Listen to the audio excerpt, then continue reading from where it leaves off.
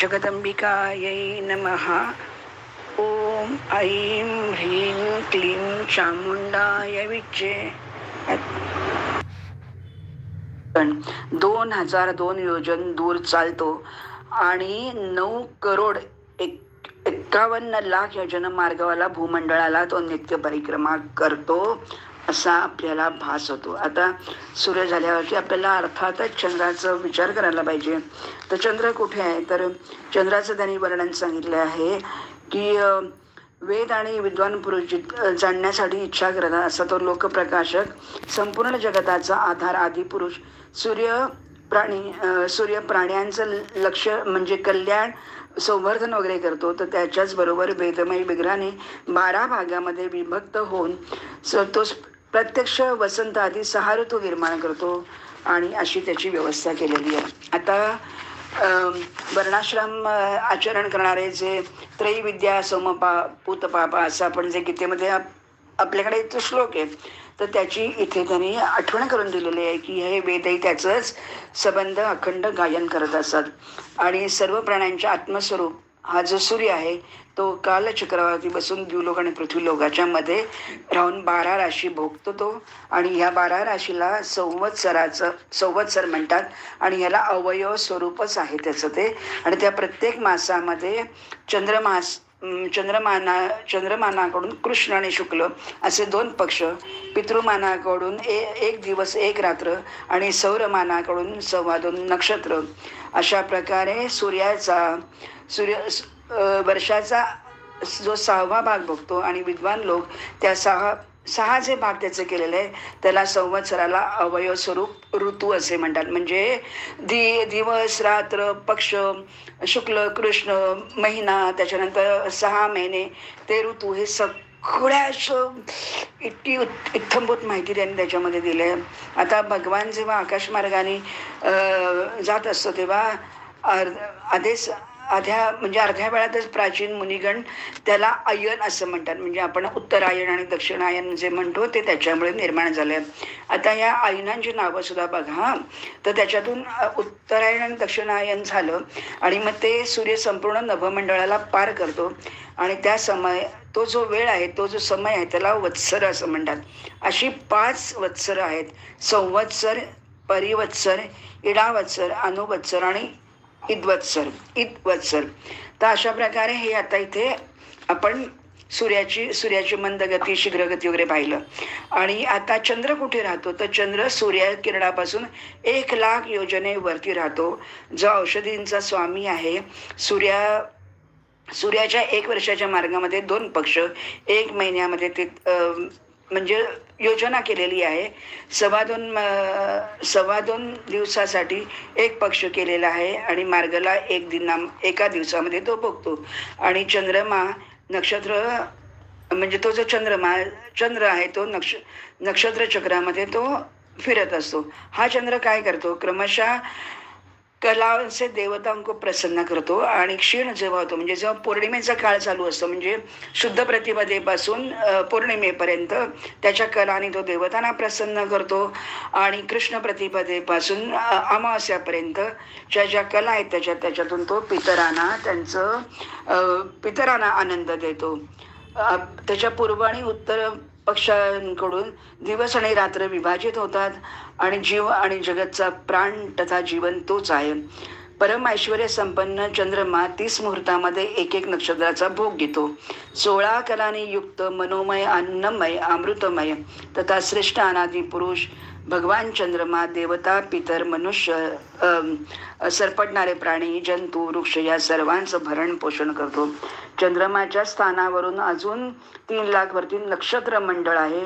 तिथे अभिजित नक्षत्र आहे त्या मंडळामध्ये. आणि तिथे नक्षत्रांची संख्या अभिजितचं गट 28 मोजलेली आहे. आणि ते सगळे भगवंताच्या कालचक्रामध्ये बांधलेले असतात. आणि म्हणून ते प्रकृती आणि पुरुष हे 2 जण मिळून ते त्यांनी बांधलेले असतात. त्यामुळे कधीही हे तारे नक्षत्र खाली पृथ्वीवर पडत नाही. त्याच्यात 2,00,000 योजनेवरती शुक्र तारा आहे. आणि मग त्याच्यावरती आणखी शुक्र हा शुभकारी ग्रह धरला जातो. आणि शुक्र हा वर्षाच्या विघ्न म्हणजे पावसाच्या विघ्न दूर करणारा आहे. आणि शुक्राच्या वरती बुध आहे, म्हणजे आपण ज्याला चंद्राचा पुत्र म्हणतो, हा बुध तिथे राहतो. आणि बुध फिरत असतो. आणि बुध जेव्हा जर का फिरायला लागला तर त्याला लक्षात घ्यायचं की आपल्याकडे आता वादळ, उल्कापात किंवा अतिप्रचंड वर्षा म्हणजे वर्षाव होणार आहे असं तो सूचना देत असतो. आणि त्याच्यावरती 2 लाख योजन मंगळ ग्रह आहे ना, मंगळ ग्रह सुनार, ते शनी महात्म्यामध्ये त्याचं वर्णन केलेलं आहे. तर तो मंगळ ग्रह अतिशय क्रूर आहे आणि तो 12 राशींमध्ये तो एक राशीना 3 पक्षामध्ये तो भोगतो. आणि अशा प्रकारे तो अशुभ अमंगल असं त्याचं नाव दिलेलं आहे. आणि त्याच्यावरती बृहस्पती 2 लाख योजन वर आहे. आणि तो जर का कधी वक्री भ्रमण जर का झालं तर वक्री भ्रमण असतं तर तो एका वर्षामध्ये 1 वर्ष भोगतो, तेव्हा सर्वांना अनुकूल असतो. आणि त्याच्यावरती 2 लाख योजन वरती सूर्यपुत्र शनिदेव राहतो. आणि तो एक राशीला 30 महिने बघतो. आपण म्हणतो ना की अडीच वर्षाची 7.5 असतो. आणि शनी हा सर्वात अशुभ ग्रह म्हणजे तो कडक आहे, तीव्र आहे, कडक. आणि तो खरं म्हटलं तर तो नियमांचा शास्त्र असल्यामुळे त्याला कडक म्हटलेला आहे. आणि त्याची भीती घातलेली आहे मुळामध्ये. आणि मग अशा प्रकारे त्याच्यावर 11 लाख योजन सप्तर्षींचा मंडळ आहे. आणि या सप्तर्षी मंडळ ध्रुव लोकाला प्रदक्षिणा करतात, म्हणजे ध्रुव लोक त्याच्याही वर आहे. तर अशा प्रकारे आपण हे याचं वर्णन केलेलं आहे. आता आपण थोडं इथे पाहूया शिशुमार चक्र म्हणजे काय आणि ध्रुव मंडळ म्हणजे काय आहे. तर सप्तर्षी मंडळाच्या वरती 13 लाख योजन जे दूर आहे तिथे वैष्णवपद स्थित आहे.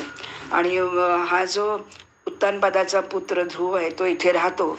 आणि इंद्र, अग्नी, कश्यप, धर्म तथा सप्तर्षीगण या सर्व जण त्याची आदरपूर्वक प्रदक्षिणा करतात. म्हणजे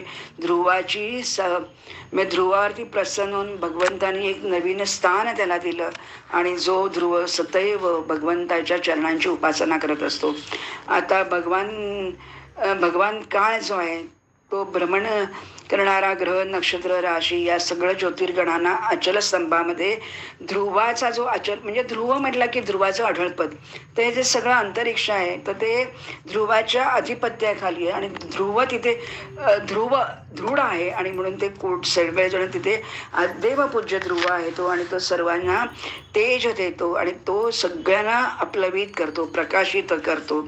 आणि त्यामुळे काय म्हटलं की हा जो ध्रुव आहे तर ह्या ध्रुवाच्या आश्रय घेऊनच वायू कल्पापर्यंत परिभ्रमण करतो. त्याचबरोबर ज्योतिर्गण पुरुष प्रकृती संयोगामुळे हे परिभ्रमण करताना भूमीवरती कोणी खाली पडत नाही, हे मग अशी सांगितलं इथं. आता शिशुमार चक्र आपण पाहूया. आता शिशुमार चक्र हे जरा विचार आणि खूप अभ्यास करण्यासारखी गोष्ट आहे. शिशुमार चक्र म्हणजे काय तर त्याला ज्योतिष चक्रही असं म्हणतात. आता हे कसं दिसतं ऋषीना ते त्यांनी सांगितले. जे खाली डोकं वर पाय असं पण म्हणतो, जे खाली डोकं करून बसलंय आणि डाव्या बाजूला कुंडली करून म्हणजे आपण सर्पाकार कुंडली करून बसलेलं आपण ज्याला म्हणतो तशा प्रकारचं शिशुमार दिसतं. आणि त्याची जी शेपटी आहे म्हणजे त्याला शेपटी आहे, म्हणजे त्या शेपटीच्या अग्रभागावरती उत्तानपाद पुत्र ध्रुव राहतो. आणि शेपटीच्या मध्यभागामध्ये देवतांद्वारा पूजित असलेले प्रजापती, अग्नी, इंद्र, धर्म हे राहतात. आणि शेपटीच्या मुळामध्ये धाता आणि विधाता असे 2 जण त्याच्या मुळाशी कटी भागामध्ये सप्तर्षीगण राहतात. आता हे शिशुमार चक्र शरीराचं डावा आणि उजवा असे भाग ते कुंडालाकार झाल्यामुळे त्याच्या उजव्या भागाला म्हणजे उजव्या बाजूला तो कलून बसलेला आहे ते. आता उत्तरायणाची 14 नक्षत्र ही उजव्या भागामध्ये आहेत आणि दक्षिणायनाची 14 नक्षत्र डाव्या भागामध्ये आहेत. आणि तो असा बसलेला आहे. आणि त्याच्यामुळे त्याच्या दोन्ही पार्श्वभागामध्ये अवयवांची संख्या समसमान आहे. आणि म्हणून नक्षत्र 14 दोन्हीकडे आहेत. आता याच्या पृष्ठभागामध्ये अजविथी म्हणजे मूळ, पूर्वाषाढा, उत्तराषाढा नक्षत्रांचा समूह आहे. त्याच्या उदरामध्ये आकाशगंगा आहे. त्याच्यानंतर डाव्या आणि उजव्या बाजूला पुनर्वसू आणि पुष्य नक्षत्र स्थित आहे. आणि मागच्या बाजूला डाव्या आणि उजव्या बाजूला आद्रा आणि अश्लेषा नक्षत्र आहेत. उजव्या आणि डाव्या बाजूला नासिक म्हणजे नाकामध्ये अभिजित आणि उत्तराषाढा नक्षत्र आहेत. आणि अशा प्रकारे त्याने जी कल्पना केली आहे त्याप्रमाणे डाव्या आणि उजव्या नेत्रांमध्ये श्रवण, पूर्वाषाढा आणि कानांमध्ये धनिष्ठा आणि मूळ नक्षत्रांची निर्मिती झालेली आहे. दक्षिणायन जे आहे तिथे मघा आधी 8 नक्षत्र वाम पार्श्वभागामध्ये बरगड्यांप्रमाणे, फासळ्यांप्रमाणे ती तिथे बसलेली आहेत. आणि त्याच्या विपरीत म्हणजे उत्तरायणाच्या भागामध्ये मृगशिरा आधी जी 8 नक्षत्र आहेत ती दाहिनी म्हणजे उजव्या भागामध्ये, ती पार्श्वभागामध्ये फासळ्यांसारखी स्थित आहेत. आणि शतभिषा आणि ज्येष्ठा नक्षत्र डाव्या आणि उजव्या खांद्यावरती विराजमान आहेत. आता त्याच्या हे जे शिशुमार चक्र आहे त्याच्या थोडीमध्ये म्हणजे अन्वटीमध्ये अगस्ती, खालच्या अन्वटीमध्ये यमराज, मुखामध्ये मंगल आणि जननेंद्रियामध्ये शनी स्थित आहे. त्याच्या म्हणजे त्याच्या खांद्यावरती बृहस्पती, वक्षावरती गृहपती सूर्य, हृदयामध्ये नारायण आणि मनामध्ये चंद्रमा स्थित आहे. दोन्ही स्तनामध्ये 2 अश्विनी कुमार आहेत.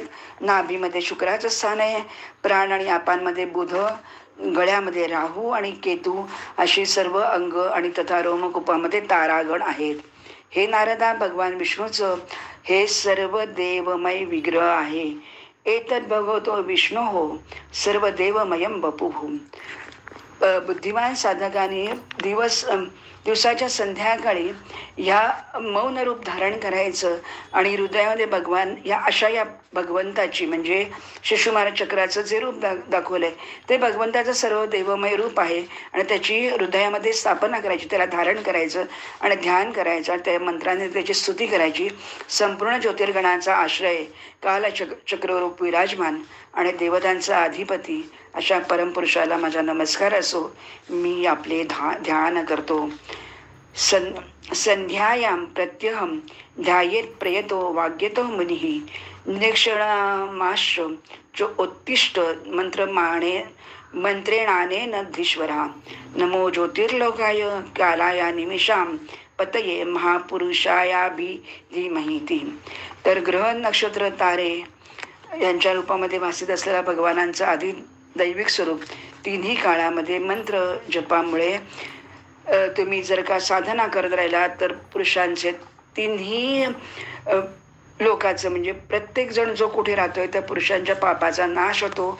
आणि तिन्ही काळावर भगवंताची सत्ता आहे आणि त्यामुळे तात्काळ पाप नष्ट होतो.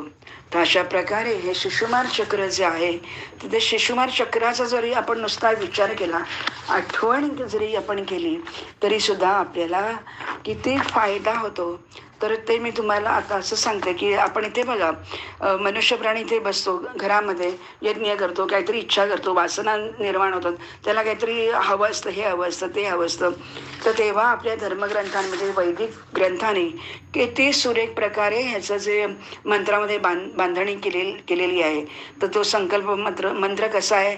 ओम विष्णुर्विष्णुर्विष्णू श्रीमद भगवतो महापुरुषस्य विष्णुराज्ञया प्रवर्तमानस्य अद्य ब्रह्मणो द्वितीय परार्धे श्री श्वेतवराह कल्पे वैवस्वत मन्वंतरे अष्टविंशतितमे कलियुगे कली प्रथम चरणे जम्बूद्वीपे भारतवर्षे भरतखंडे. त्याच्यानंतर आपण कुठे राहतो ते स्थान, आपला तो महिना कुठला आहे त्याचं नाव, त्याच्यानंतर कुठला पक्ष, शुक्ल कृष्ण पक्ष चालू आहे त्याचं नाव, तिथी, वार आणि असं म्हणून आपण तो संकल्प करतो. या संकल्पाच्या मागे भावना किती आहे बघा, की एवढं मोठं जे आपण वर्णन आतापर्यंत केलं अशासाठी की तुम्ही जेव्हा संकल्प करता, आचमन करता किंवा तुमचे गुरुजी पुजारी जेव्हा तुम्हाला ते सांगतात तर तेव्हा तुम्ही या सगळ्यांची आठवण करता, स्मरण करता आणि त्या वेळेला त्या देवता म्हणजे त्या मंत्राने बांधलेले आहेत नाही सर्व देव, तर ते सगळं ज्योतिष चक्र जे आहे तर ते सगळं तुमच्या समोर येतं, तुम्हाला शांती देतं, तेज देतं आणि तुमचे जे इच्छित काही म्हणजे कार्य आहे ते तुमचं पूर्ण करतं. आणि म्हणून आपल्या वैदिक ऋषींनी हा मंत्र संकल्प मंत्र निर्माण केला आणि त्यामुळे त्या देवतांचं स्थान किती मोठं आहे की जे तुम्हाला, आणि आपण मागतो काय तर मला मुलगा दे, मुलीला नोकरी लागू दे, तर त्याच्यासाठी नाही आहे. तर एवढं मोठं जे आपल्याला लाभलेलं आहे तर त्याचं आपल्याला ओळख तरी कमीत कमी झाली पाहिजे. मनुष्य देहामध्ये आल्यानंतर हे खूप कठीण आहे, क्लिष्ट आहे, कंटाळवाणं आहे असं आपल्याला वाटतं, पण हे अति महत्त्वाचं आहे. आणि म्हणून हे आज मी तुम्हाला मुद्दाम सांगितलं. ग्रह नक्षत्र तारांतून हा जो आदिदैविक स्वरूप तिन्ही लोकांचा भगवान आहे, तर त्याचं आपण स्मरण करू. तर राहू मंडळ काय करतं ते बघूया. राहुवा सिंहिका गर्भ संभूतम, आपण ते राहूचं आपण वर्णन ऐकलेलं आहे. तर राहू 11 नक्षत्रांमधून विचरण करणार आहे. चंद्रमा आणि सूर्याला तो पीडित करतो आणि तो भगवंताच्या कृपाने तो अमर झाला आहे. कारण जेव्हा समुद्रमंथन जेव्हा झालं तेव्हा हा राहू आहे तो सूर्यचंद्राच्या मध्ये जाऊन बसतो आणि त्याच्यामुळे अमृत प्राशन करतो. पण ते त्या क्षणी लगेच विष्णूची मोहिनी आहे ती त्याचं सुदर्शन चक्राने त्याला मारून टाकते. त्यामुळे त्याचं धड आणि मस्तक वेगळे झालेले. पण तो आता मात्र काय करतो, त्यामुळे अमृतपान पूर्व काळामध्ये त्यांनी असं केल्यामुळे पुढे काय झालं, पण भगवंत जो आहे तर त्याच्या लक्षात आलेले हा राहू आहे म्हणून तो काय करतो, सूर्यचंद्राला त्रास व्हायला नको म्हणून अत्यंत प्रज्वलित असं तेजाग्नी असं सुदर्शन चक्र त्या सूर्य आणि चंद्राला, आपण ज्याला कवच म्हणतो तसं चारी दिशांनी त्यांनी ते सुदर्शन चक्राचे किरणं ठेवलेली आहेत. आणि त्यामुळे तो अतिशय राहूला जे करायचं होतं ते शक्य झालं नाही. आणि म्हणून राहू अतिशय उदास खिन्न होऊन म्हणजे त्याला जेव्हा जेव्हा जमेल तेव्हा राहू बिंबा म्हणजे त्या सूर्यबिंब किंवा चंद्रबिंबाच्या क्षणभर तरी का होईना तो तिथे जातो आणि मग तिथून तो लगेच परत येतो. आणि म्हणजे त्याची सुद्धा ताकद तेवढीच आहे, कारण त्यांनी अमृत पेलं आहे त्यामुळे तो जरी कटा हुआ म्हणजे त्याचं मस्तक असलं तरी सुद्धा तो त्रास देतो. आणि म्हणून त्याला आपण सूर्यग्रहण आणि चंद्रग्रहण काही काळासाठी सूर्य आणि चंद्र लुप्त होतात अशा प्रकारचं राहू मंडळाचं सुद्धा वर्णन केलेलं आहे. तर त्याच्या खाली यक्ष राक्षस पिशाच प्रेत भूतात्मा उत्तम तिथे विहार करत असतात. अशा प्रकारे अंतरिक्षाचं वर्णन आहे त्याच्या. आता हे सगळे वर झाले. आता खाली त्याच्या खाली 100 योजना दुरीवरती गरुड बाज सारस असे उडणारे जे पक्षी आहेत ते तिथे उडू शकतात. आणि मग नंतर तिथून 7 विवर त्यांनी पृथ्वीच्या खाली 7 विवर आहेत आणि त्या 7 विवरांची सुद्धा लांबी रुंदी 10,000 योजना आहे. तर आपण त्यांची आता नावं घेऊया. पहिल्याला अतल, वितल, सुतल, तलातल, महातल, रसातल आणि 7वा पाताळ अशी ही 7 विवर आहेत. ही विवर स्वर्गापेक्षा सुंदर आहेत आणि इथे काम, भोग, ऐश्वर्य, सुख आणि अनेक प्रकारची भुवन ही स्वर्गापेक्षा सुद्धा सुंदर आहेत. त्यामुळे इथे असलेले जे सगळे महाबळी, दैत्य, नाग, दानव, स्त्री, पुत्रबंधू अतिशय आनंदात टवटवीत आणि मजेत असतात. आणि ईश्वर सुद्धा ज्याची इच्छा म्हणजे विफल होऊ देत नाही, तर असे मायावी दृष्टपुष्ट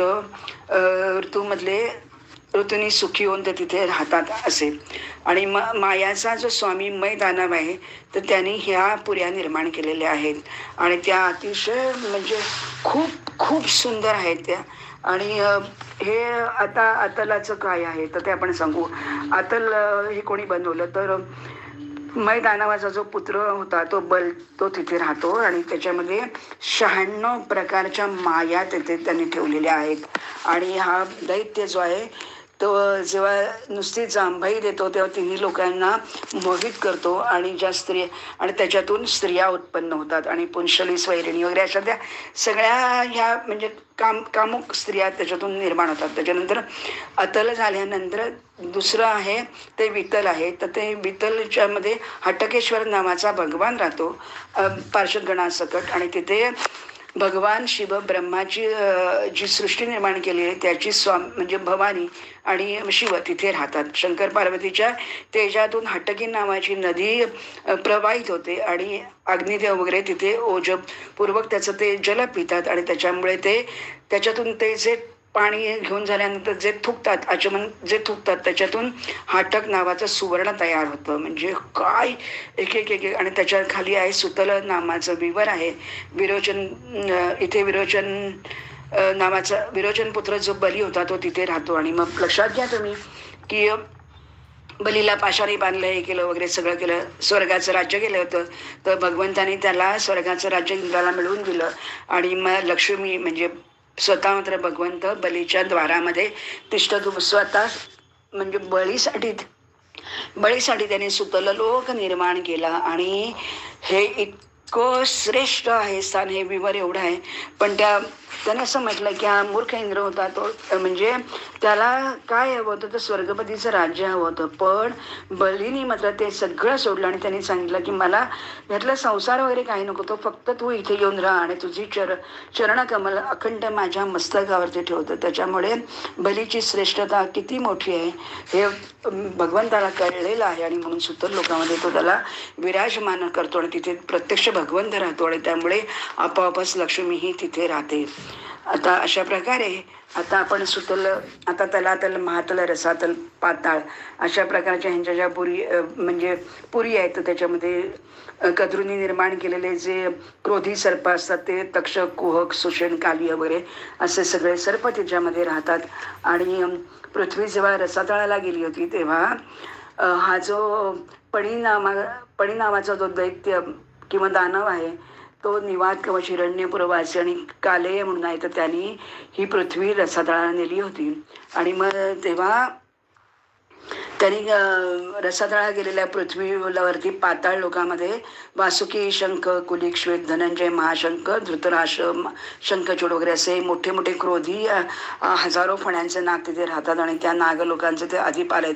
आणि त्या फण्यांवरती 7 फणेवाले, 10 फणेवाले, 1000 फणेवाले असे अनेक फणे असलेले आणि त्या मण्यांवरती झगमगते असे मणी आहेत, रत्न आहेत की त्याच्यामुळे सूर्यप्रकाशाची गरज नाही, तर त्यांच्या नुसत्या मणींच्या तेजातून एवढं झगझगाट तिथे तयार होतो.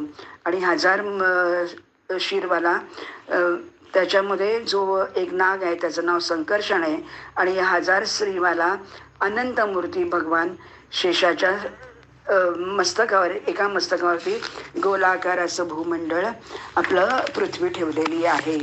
तर वेळ आल्यानंतर भगवान अनंत चराचर जगताचा संहार करतो, इच्छा करतो. त्यावेळेला संकर्षण रुद्र नावाने प्रकट होतो आणि त्याच्या 3 नेत्रांनी तो सर्व त्रिशूळ घेतो आणि सर्व प्राणी जगताचा तो संहार करतो. अशा प्रकारे या शेषनाग आणि अनंताचं सुद्धा इथे त्यांनी वर्णन केलेलं आहे. तर आता हा अनंत जो आहे तर अनंताचा महिमा किती आहे तर ते सुद्धा त्यांनी सांगितले. अनंत रसातळामध्ये राहतो आणि ती पृथ्वी त्यांनी त्याच्यावरती ठेवलेली आहे. आणि किती आहेत, आता नरकांचं सुद्धा त्यांनी वर्णन केलेलं आहे. तर 21 प्रकारचे, कोणी 28 प्रकारचे नरक सांगितले. तामिस्र, अंधतमिस्र, रौरव वगैरे अशा प्रकारचे अनेक नरक सांगितलेले. पण त्या नरकांची सुद्धा नावं आपण फक्त नुसतं ऐकूया, कारण आपण असं वागवू की त्याच्यामुळे आपल्याला नरकप्राप्ती होणार नाही. आणि नरकप्राप्ती म्हणजे सुद्धा शेवटी काय आहे की जेव्हा तुम्ही वाईट वागता किंवा दुष्कृत्य करता किंवा तुम्ही कोणाचं धन लुटता, कोणाच्या स्त्रीचा उपमर्द करता, तिला घेऊन येता किंवा काय अशा प्रकारचं जे काही तुम्ही पाप करता तर त्याच्यामुळे ही नरक व्यवस्था केलेली आहे. आणि तर आता मला फक्त जाता जाता एवढंच सांगायचं आहे की जेव्हा तुम्ही नरकांची आपण जेव्हा वर्णन ऐकतो तर त्याच्यामुळे मला असं वाटतं की जेव्हा आपण जे काही आपले आजार असतात, आपले आधीच्या कर्मामध्ये जे काही आपण घेऊन आलेलो सुख आणि दुःख दोन्ही, तर जी काही आपण भोगतो किंवा अनेक प्रकारचे आजार आहेत की त्याच्यामुळे एवढे भयानक आपण ज्याला आपण म्हणतो की नाही की काय म्हणजे आपल्या शरीरावरती आपल्याला जखमा, इंजेक्शन्स किंवा ऑपरेशन्स वगैरे करायला लागतात, तर ते सगळं म्हणजे एका बाजूने आपण केलेल्या पापांचं क्षालन आहे. आणि म्हणून इथून पुढे तरी आपण आपल्या हातून पाप होणार नाही, कमीत कमी पुण्य जरी नाही झालं तरी, पाप जरी नाही झालं तरी म्हणजे ते पुण्य खर्च होत नाही, त्यामुळे पुण्य बॅलन्स होतो. आणि म्हणून अशा प्रकारे आपल्याला त्यांनी नरकांचं सुद्धा या 8व्या स्कंधामध्ये वर्णन केलेलं आहे. आता त्यांनी पुढे असं म्हटलं, हे सगळं मी ऐकलं, पण आता तुम्ही मला सांगा की ह्या देवीचं, नारद म्हणतात, नारायणला विचारतात की ह्या देवीला प्रसन्न कसं करून घ्यायचं आणि देवीची पूजा कशी करायची. तर तेव्हा ते सांगतात की शुक्ल प्रतिपदेला देवीला घृत द्यायचं आणि ते ब्राह्मणाला द्यायचं, द्वितीयेला साखर द्यायची आणि ती ब्राह्मणाला अर्पण करायची, तृतीयेला दूध द्यायचं आणि ते ब्राह्मणाला अर्पण करायचं, चतुर्थीला पुवा अर्पण करायचं, गोडपुरी अर्पण करायची, पंचमी तिथीला केळं द्यायचं, षष्टीला मधू म्हणजे मध द्यायचा, त्याच्यानंतर सप्तमीला गुळाचा नैवेद्य दाखवायचा, ब्राह्मणाला द्यायचा, अष्टमीला नारळाचा नैवेद्य दाखवायचा, ब्राह्मणाला द्यायचा, नवमीला लाभा अर्पण करायचा, तो ब्राह्मणाला द्यायचा, दशमीला काळे तिळ अर्पण करायचे, ते देऊन टाकायचे ब्राह्मणाला. एकादशीला भगवतीला दही द्यायचं आणि ते ब्राह्मणाला द्यायचं. द्वादशी दिनाला भगवतीला चिवडा द्यायचा आणि तो आचार्यांना वाटून टाकायचा. त्रयोदशीला चणे अर्पण करायचं, ब्राह्मणाला द्यायचे, दान करायचं. म्हणजे चतुर्दशीला चतुर्दशीला सत्व अर्पण करायचा, जो भगवान शंकराला अतिशय प्रिय. आणि पौर्णिमेच्या दिवशी अपर्णा म्हणजे जी शंकराची पार्वती आहे, तर तिला खिरीचा नैवेद्य दाखवायचा आणि तो देऊन टाकायचा. आणि अशा प्रकारे रविवारी पण खिरीचा नैवेद्य दाखवायचा, मंगळवारी केळ्याचा नैवेद्य दाखवायचा. बुध जो आहे तर त्याला ताजं लोणी आवडतं, गुरुवाराला रक्त शर्करा, शुक्रवारी श्वेत शर्करा, शनिवारी गाईचं तूप द्यायचं. तर अशा प्रकारे इव्हन पुढे त्यांनी 27-28 नक्षत्र आहे, तर प्रत्येक नक्षत्राला तुम्ही काय काय दान करा वगैरे अशा प्रकारे त्याने संपूर्ण. म्हणजे तुम्ही मला सांगा की तुम्ही नुसतं करा नाही तर नका करू, पण हे वाचल्यामुळे सुद्धा तुम्हाला इतका काही आनंद मिळेल. आणि ती जी काही देवी करते तर त्याच्यामुळे सुद्धा तुमचे मानसिक रोग, शारीरिक आजार जे काही असेल, शत्रूपासून जे काही भय असेल, ते सुद्धा त्याच्यातून तुम्ही मोकळे होतात आणि तुम्हाला मोक्षपदाची प्राप्ती होते. आणि म्हणून इव्हन आता पितृपक्ष चालू आहे, तर पितृपक्षामध्ये सुद्धा जरी तुम्ही नुसते स्तोत्रांचे पाठ जरी केलेत तरी सुद्धा तुमच्या त्या पितरांना एक कल्पापर्यंत अक्षय तृप्ती मिळते.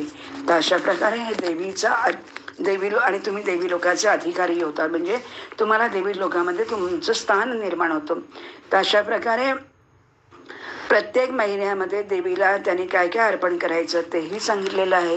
आणि त्याच्यामुळे रोगबाधा सर्वांची भीती नष्ट होते आणि देवी प्रसन्न होते आणि ती तुम्हाला वरदान देते. अशा प्रकारे आपण हे आता अष्टमस्कंध पूर्ण केलेले आहे. झालेली सेवा भगवत चरणी अर्पण करू. ऋषी ऋण, पितृ ऋण, देव ऋण, माता पित्यांचं ऋण, अशी सगळी ऋणं आपल्याला फेडायची असतात. कारण हे मनुष्य जन्मामध्ये शक्य आहे. आणि म्हणून जरी हे आपल्याला खूप चराट वाटलं तरी नुसतं आपण जिथे जन्माला आलोय तिथपासून अनेक नाही लाखो काय करोडो योजनांचा आपण माहिती आता घेऊ शकलो. म्हणून या अष्टम स्कंधाला त्रिवार वंदन करते आणि अशा प्रकारे झालेली सेवा भगवत चरणी अर्पण करते. ओम ऐं ह्रीं क्लीं चामुंडाय विच्चे नमो देवे महादेवे शिवाय सततं नमः. नमः प्रकृती भद्राय नेता प्रणदास्मतां. हरि ओम तत्सत, हरि ओम तत्सत, तत्सत. श्री कृष्णार्पणमस्तु. श्रीरस्तु. शुभं भवतु.